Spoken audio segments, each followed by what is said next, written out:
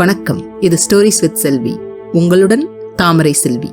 இன்னைக்கு நீங்க கேட்க போறது என்னோட நாவலான அன்றும் இன்றும் என்றென்றும் நீ, பாகம் 2.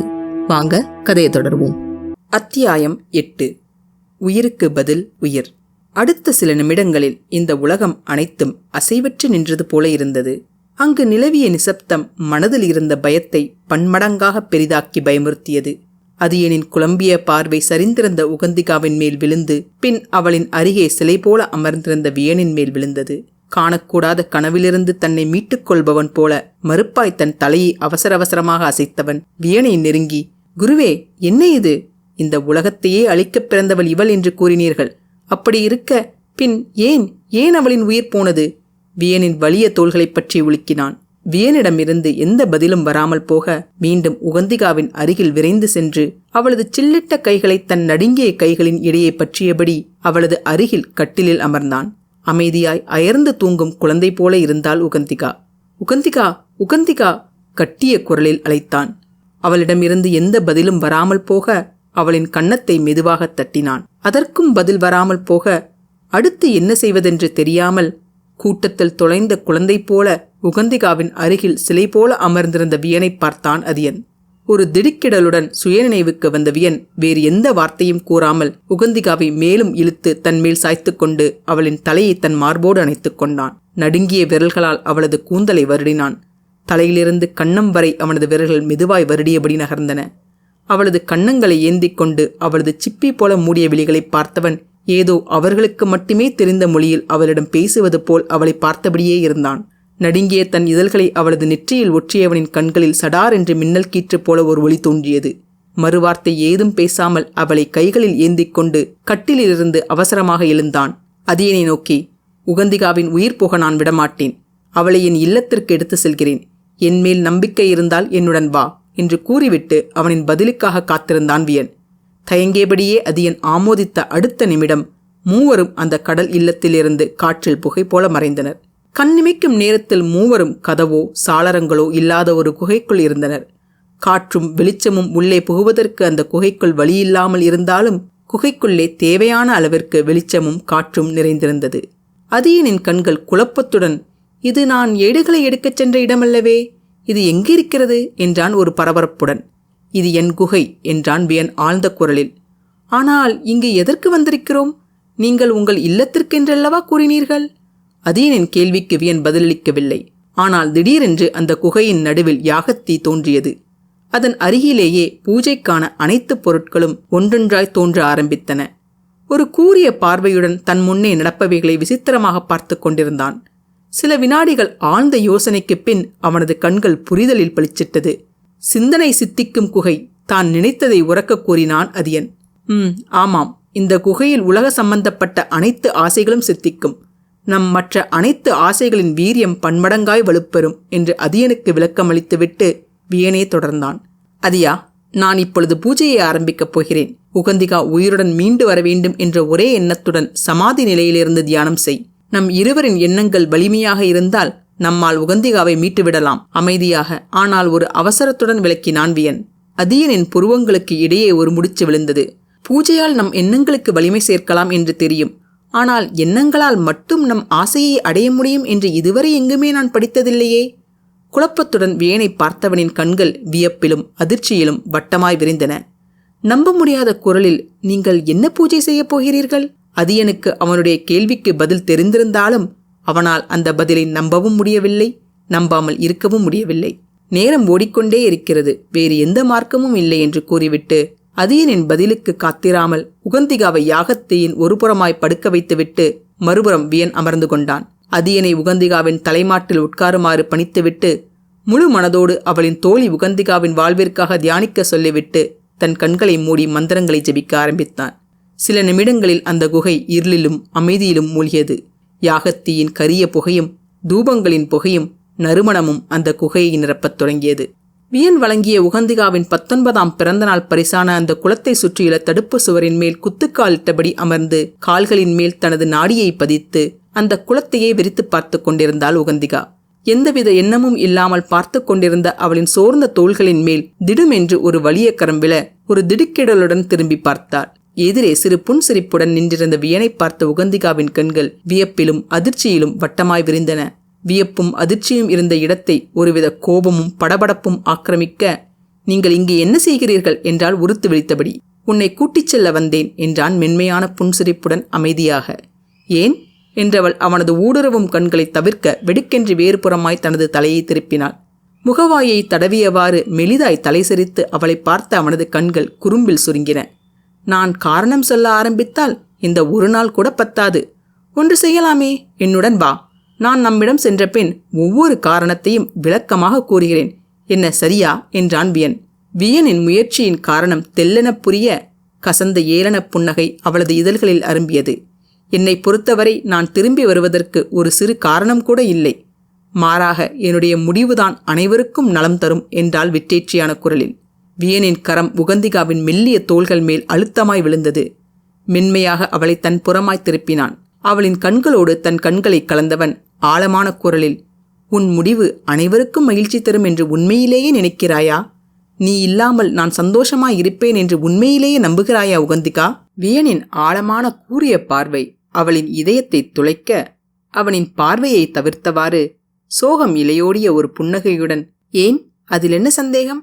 இத்தனை வருடங்கள் நான் இல்லாமல் நன்றாக வாழத்தானே செய்தீர்கள்.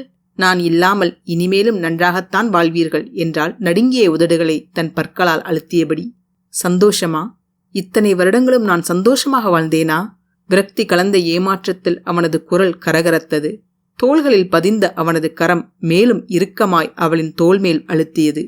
இத்தனை வருடங்களில் ஒவ்வொரு நிமிடமும் எனக்கு எப்படி நகர்ந்தது என்று உனக்கு தெரியுமா? உன்னை விட்டு பிரிந்தாலும் என்னை உயிரோடு இருக்க வைத்தது உன் நினைவு மட்டும்தான். எப்படி நான் அவளை காப்பாற்றப் போகிறேன்? என்ன தின்றால் பித்தம் தெளியும் என்பது போல பார்ப்பது, கேட்பது, நினைப்பது அனைத்தும் உன்னை காப்பாற்றுவதற்கான ஒரே வழியை பற்றி மட்டும்தான். அந்த இருண்ட காலகட்டத்தில் எனக்கு ஆறுதலாக இருந்தது எது என்று தெரியுமா? கேள்வியோடு அவளை பார்த்தன அவனது விழிகள். அவளிடமிருந்து அவன் எதிர்பார்த்த ஒரு சிறு ஆர்வம் கலந்த பார்வை கூட கிடைக்காமல் போக இறுகிய குரலுடன் தொடர்ந்தான். நீ கொடுத்த அந்த மாய உருண்டைதான். எத்தனை சோர்வாக இருந்தாலும் நான் தூங்க செல்வதற்கு முன் பார்க்கும் முகம் உன்னுடையதுதான். எவ்வளவு நெருக்கடியான நிலையில் நான் இருந்தாலும் நான் எழுந்தவுடன் பார்க்கும் முகம் உன்னுடையதுதான். உணர்ச்சிகளை காட்டி பழக்கமில்லாத வியனுக்கு அவனின் உணர்ச்சி பெருக்கில் உடல் வியர்த்தது. கடந்து போன காலத்தில் நான் நிம்மதியாக இருந்தேன் என்று நினைத்தாயா? பல சமயங்களில் அடுத்து என்ன செய்வது, எப்படி செய்வது என்று ஒன்றும் தெரியாமல் கண்களை கட்டி காட்டில் விட்டது போல தவித்த காலங்களில், எங்கே உன்னை மொத்தமாய் இழந்து விடுவோமோ என்று பயந்த காலங்களில் உன்னுடைய அந்த பரிசுதான் என் உயிரை பிடித்து வைத்திருந்தது. உன்னுடைய சிரிப்பு, கோபம், வருத்தம் நான் அறியவில்லை என்று நினைக்கிறாயா? ஆனால் உன் கோபத்தை விட எனக்கு உன் வாழ்வு மிகப்பெரியது. சோர்ந்து நான் துவண்ட போது எனக்காக உகந்திகா காத்திருக்கிறாள் என்ற அந்த நினைவு ஒன்றுதான் என்னை பிடித்து வைத்திருந்தது. அவளுக்கு என்மேல் கோபம் என்றாலும் நான் விளக்கினால் என்னை புரிந்து கொள்வாள் என்ற நம்பிக்கையில்தான் இத்தனை காலம் நான் உன்னை பிரிந்திருந்தது. வியனின் ஒவ்வொரு வார்த்தைகளையும் கேட்க கேட்க உகந்திகாவின் கண்கள் பனித்தன. அவனை விட்டு விலகியிருந்த அவளது முகம் அவனை நோக்கி மெல்ல மெல்ல திரும்பியது. லேசாக தொண்டையை செருமிவிட்டு தன் கைகளால் அவனது கன்னத்தை மெதுவாக வருடினாள். அவளின் கண்களில் முன்பு இருந்த கவலையோ ஏமாற்றமோ விரக்தியோ இல்லை. மாறாக அமைதியும் நிம்மதியும் அவளின் கண்களில் நிறைந்திருந்தது. அவளின் இதழ்களில் ஒரு புன்னகை மலர்ந்தது. இது போதும் எனக்கு. அவளையும் மீறி ஒரு நெடிய பெருமூச்சு வெளியேறியது. நீங்கள் கூறியதே எனக்கு போதும். எனக்கு வேறு எந்த ஆசையும் இல்லை. காரணமே இல்லாமல் நீங்களும் என் தந்தையும் என்னை வெறுத்து ஒதுக்கியதாய் நான் நினைத்தேன். ஆனால் என்னால் இந்த உலகிற்கு ஆபத்து என்று தெரிந்த பின்னும் என்னை காப்பாற்ற நீங்கள் முயன்றிருக்கிறீர்கள். என் தந்தையின் குணம் எனக்கு தெரியாதா? இத்தனை வருடம் அவர் என்னை உயிருடன் விட்டதே அவருக்கு என்மேல் இருக்கும் பாசத்தை சொல்கிறது. இதற்கு மேல் எனக்கு எதுவும் வேண்டாம், தேவையும் இல்லை. என் மரணத்தால் என் தந்தைக்கும் உங்களுக்கும், ஏன் இந்த உலகிற்குமே இதுதான் நன்மை என்றால் அதற்கு உடன்பட எனக்கு முழு சம்மதம். நான் இறப்பதற்கு முன்பும் அதைத்தான் நான் உங்களிடம் கூறினேன். உகந்திகாவின் ஒவ்வொரு வார்த்தையிலும் அமைதி நிறைந்திருந்தது. ஒரு பதற்றத்துடன் உகந்திகாவின் அருகே நெருங்கினான். அவளின் தோள்மேல் பதிந்த அவனது கரங்கள் ஒரு தவிப்புடன் மேலும் இறுகியது. இல்லை, நீ என்னை விட்டுச் செல்ல தயாராக இருக்கலாம். ஆனால் நான் உன்னை விட என்னால் முடியவே முடியாது. இதுதான் நம் வாழ்வின் முடிவு என்றால் இத்தனை வருடங்கள் நீயும் நானும் பிரிந்ததற்கு என்ன பொருள்? இந்த முடிவை பார்ப்பதற்காகத்தான் இத்தனை வருடமாய் நான் உன்னை துன்பத்தில் ஆழ்த்தினேனா? அவளின் சலனமற்ற முகத்தை பார்த்த வியனின் மனதில் இனம் புரியாத ஒரு தவிப்பும் பயமும் ஆலமரமாய் வேரூன்றி மனதின் மூளை முடுக்கெல்லாம் விஸ்தாரமாய் பரவியது. வியனின் கண்களை நேருக்கு நேராக பார்த்தபடி, என் 19ஆம் பிறந்த நாளுக்கு பிறகு என்ன நடந்தது என்று எனக்கு ஒன்றுமே புரியவில்லை. அதுவரை பாசத்தை கொட்டாவிட்டாலும் என் தந்தைக்கு என்னை பிடிக்கும் என்று எனக்கு தெரியும். ஆனால் அந்த நாளிலிருந்து ஒரு விரோதியை பார்ப்பது போலவே பார்க்கத் தொடங்கிய என் தந்தையின் கோபத்திற்கு என்ன காரணம் என்று என்னால் யூகிக்கவே முடியவில்லை. ஆனால் இப்பொழுது நன்றாகவே விளங்குகிறது. கண்களை மூடி தொண்டையில் அடைத்த கண்ணீரை விழுங்கிவிட்டு, என் தந்தைக்கு இந்த உலகமும் நம் இனமும் தான் முதன்மையானது. அதற்கு பின்தான் நானோ நீங்களோ. அணையப்போகும் தீபத்தைப் போல அவளது முகம் மேலும் மேலும் பிரகாசமாக ஒளிரத் தொடங்கியது. உகந்திகாவின் அமைதியான பேச்சும் முகமும் அவன் மனதை ஏதோ வலியும் கலக்கமுமாய் பிசைந்தது. மென்மையாய் அவளை அணைத்தபடி, கண்ணம்மா, நீ திரும்பி வந்த பின் இதை பற்றி நாம் பேசிக்கொள்ளலாம். முதலில் என்னுடன் வா. அவனது குரல் அவனே அறிந்திராத என்று மரியாத மென்மையிலும் பாசத்திலும் நெகிழ்ந்தது. வியனின் அழைப்பில் உகந்திகாவின் கண்கள் வைரங்கள் போல மின்னின. மறுநிமிடம் அவளது முகம் வேதனையில் கசங்கியது. உங்கள் மேலும் என் தந்தை மேலும் எனக்கு எந்த கோபமோ வருத்தமோ இல்லவே இல்லை. ஆனால் ஒரு சிறு ஏமாற்றம் மட்டும்தான். என் தந்தையின் கவலையை என்னால் நன்றாக புரிந்து கொள்ள முடிகிறது. அவரின் கவலையும் நியாயம்தான். முளையிலேயே பிரச்சனையை கிள்ளி ஏறுவது என் தந்தையின் வழக்கம்தானே.